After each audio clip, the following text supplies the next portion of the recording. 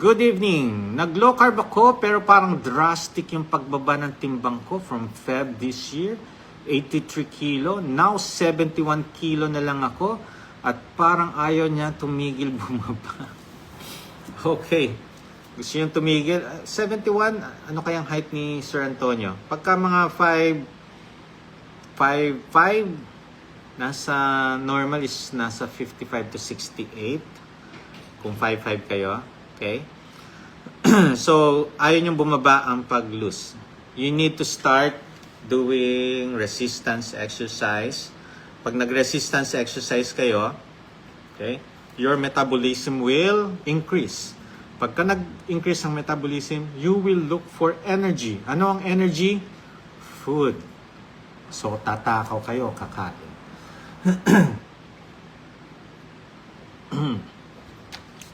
Okay, so, kakain kayo, magkakaroon ng muscle. Muscle is heavy, so magigain kayo ng weight. Pag underweight, nag-advise ako ng virgin coconut oil or olive oil, 1 tablespoon twice a day. Okay? Paano naman po ang may GERD, acid reflux? Kaya gutumin ako, konting gutom lang, nanginginig na po ako. Ayan, ito yung mga maganda mag-low carb. Okay? So, ang GERD sa acid reflux, alam nyo, high carbs, sugar. Pansinin niyo, mas marami kayong kinakain tinapay. Mas marami kayong kinakain mga pansit, pasta, noodles. Pag yan ang kinakain nyo madalas, lalo, ang mga pansit na noodles, di ba, hindi nyo nanginunguya, higop nyo, lunok agad. Di ba? Hindi nyo na siyang hinunguya. Yan. Nahihirapan yung tiyan nyo, lalo sa mga high carbs. Ganyan din ako noon. Bread yung favorite ko noon. Palagi ako nag-GERD, acid reflux. Pero nung nag-low carb ako, tinanggal ko ang mga bread. Ay, wala nang GERD, wala nang acid reflux. Talagang gutumin po pagka high carbs. Kaya understandable pagka sinabi mong kaya gutumin ako. Kasi high carbs. No? Yan. Ano po dapat gawin pag may metabolic problem? Of course, i-correct nyo na. Tanggalin nyo na ang mga high carbs, sugar, ultra-processed food, mga junk. Focus more on eating home-cooked meal. Magbaong kayo. Dati, alam nyo, nagbabaon ako dati. Imagine mo yun. Ngayon, twice a day na lang ako kumakain. Sa lunch, tapos dinner. Yun na. So, nakakapagtaka. Very active ako. Bakit hindi ako nanlalata? Diba? Ang galing. Okay? Ayan. Yes! Beef tendon soup. Yes! Very good yan. Lalo na sa mga extended fasting, yung mga more than 24 hours, mga 36 hours, 72 hours fasting. You can break your fast by sipping your soup. Okay? Kaya mga bone broth. Okay? Huwag agad-agad kakain ng solid. Ayan. Uy, thank you po sa mga nag-send ng electrolyte ingredients. Ayan, basahin nyo na yan. Okay. Okay. Ano po pwede na low carb sa nasa 6.2% A1C? So, pre-diabetic na po, no? Ang ganda ng blood pressure nyo. So, kung meron kayo maintenance, punta na kayo sa doktor ninyo para mabawasan na yung ano. Okay? Sa bata, low carb sa bata, 4 years old, tanggalin nyo lang ang mga junk foods, mga sugar. Sa mga kids kasi, ang pasalubong ninyo, mga matatamis, no? Mahihilig kasi sila sa mga sweets. Yan lang, tanggalin ninyo, tapos mag-add lang kayo ng mga activities ng bata. Ang galing, ang bilis nila maging healthy. Okay? So, regarding naman sa 6.2 na A1C, focus lang kayo sa safe food list. iwas kayo dun sa caution foodies, nagpapataas po yan ng sugar. So, magugulat na lang kayo after 3 months, 5.6. Yan ang goal natin sa A1C, 5.6 and below. Okay?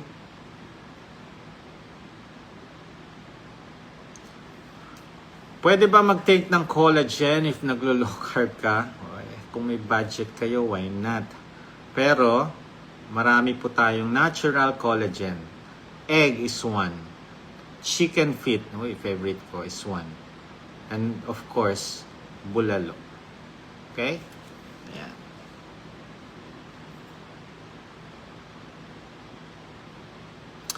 Paano po pag nag-hypoglyce sa kaka-fast?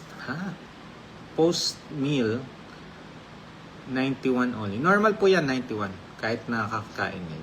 Walang problema po dyan. Unless umiinom kayo ng medication for sugar, talagang bababa pa yan. Okay? Ayan.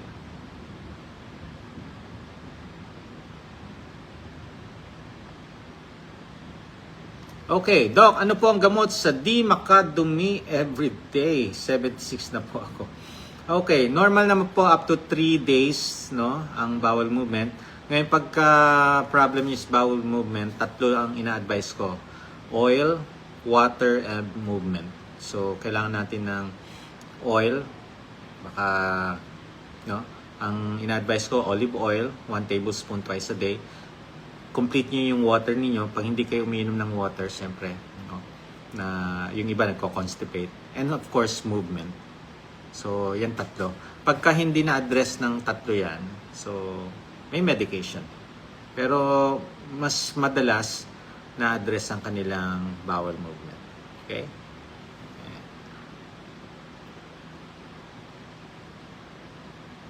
Bakit po ba pag kumain ako ng red meat, umatake ang arthritis, mataas din uric acid ko? Okay, may mga patient na ako ng mga chronic gout. No? Tinanggal lang ang mga high carbs, tinanggal ang mga sugary food, sugar drink, mga ultra-processed food tinanggal. Tapos nakakain siya ng red meat, nakakain siya ng pork, ng chicken, ng fish. Okay? Hindi inatake ng arthritis. Okay?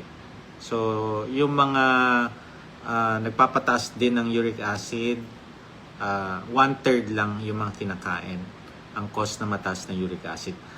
2/3 ng uric acid is produced by our body. 2/3. So, paano natin ilalabas sa ating katawan ng uric acid?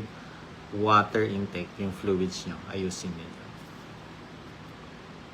Ilang ml po ng water a day pwede inumin? Depende po yan sa timbang. No, kino-compute. For example, 50 pounds divided 100 pounds divided by 2, yung result niyan 50, lagyan nyo ng unit na ounces. So 50 ounces convert mo sa liter. 1.5 liter. Okay?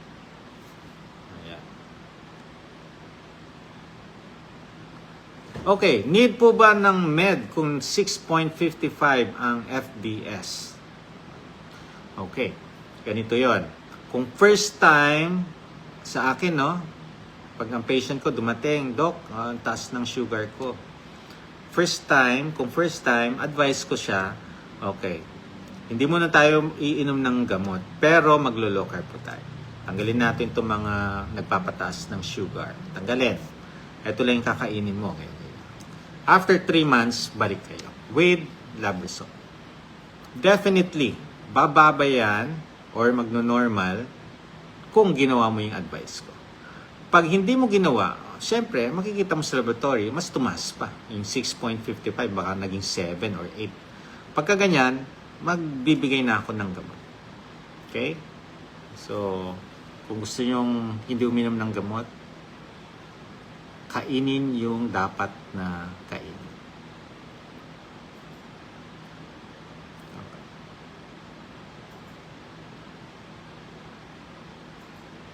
Okay. Doc, pwede ilagay ang electrolytes sa ref? Yes, pero 24 hours lang. discard or timpla na ng bago. Okay?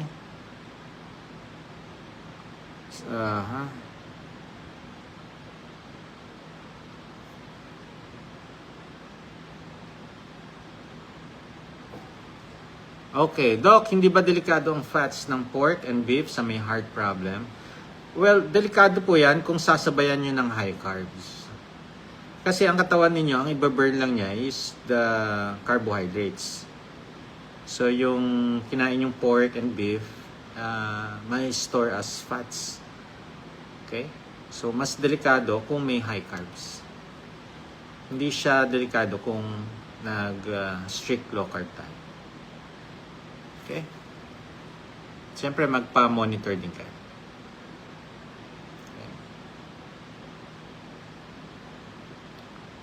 Okay. Paano mag-low carb, Doc? Sumasakit kasi yung tiyan ko pag hindi kumakain. Tawa ko doon. Talaga, kahit sino ba naman eh. Pagka nagutom, sasakit talaga ang inyong tiyan. Ano yan eh? Warning signs. Ay, yan yung isang, yung binanggit ko kanina, yung tip. Listen to your body. So, pagka ang tiyan mo nagsabi na sumasakit, ibig sabihin, baka gutom. So, kumain na. Eat when hungry, stop when full, chew your food properly 20 times or more before swallowing. Pero ang kakainin nyo lang, yung nutrient-dense food. Wag high carbs, wag sugar food, wag processed food. Magugulat kayo after 2 weeks, hindi na kayo nagugutom. Okay? Twice a day na lang kayo kumakain. O di ba?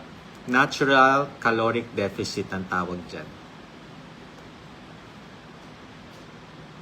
Yes, pwede po mag-low carb pagka may thyroid problem. Ayun. Sir Doc, nung sa Pinas ako may fatty liver ako. Tapos dito ako sa Japan, normal liver enzymes ko. Pero yung lipid ko medyo mataas. Ano po ibig sabihin nun? Sana mapansin. Okay.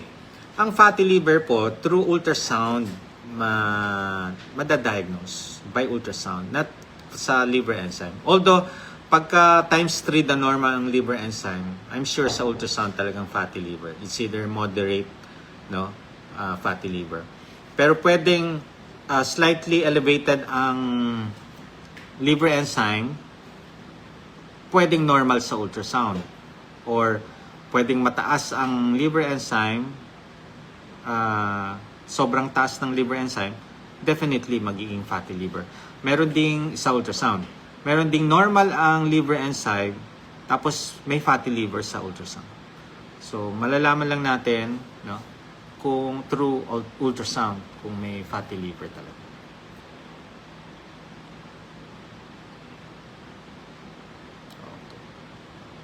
Okay.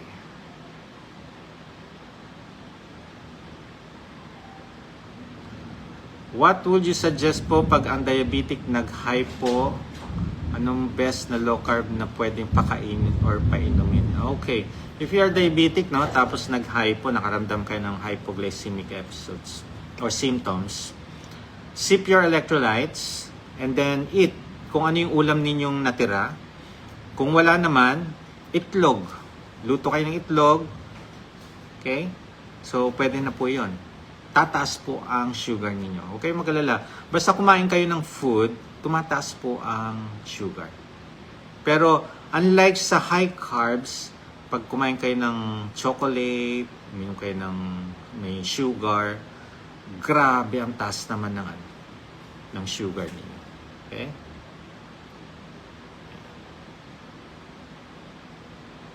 May kamukha daw ako. Okay.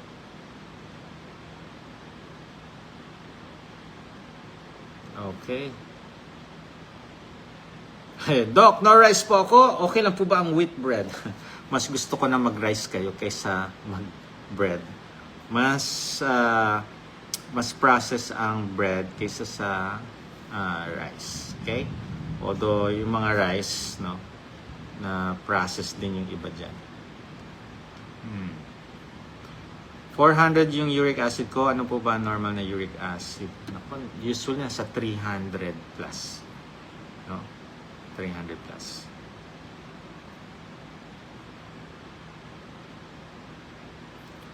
Nako, lumabas sa laboratory ko, 300 plus yung sugar ko. Buntis po ako ngayon. Nako po, yan na. Yan yung tinatawag na gestational diabetes. Kawawa ang baby pagka hindi nyo makontrol ang inyong sugar. Okay? Pwede po ba mag-electrolytes kapag kumakain ng kanin? Well, pwede kung nagtatae, may lagnat, nagsusuka, or pawisin. Pwede naman. Okay.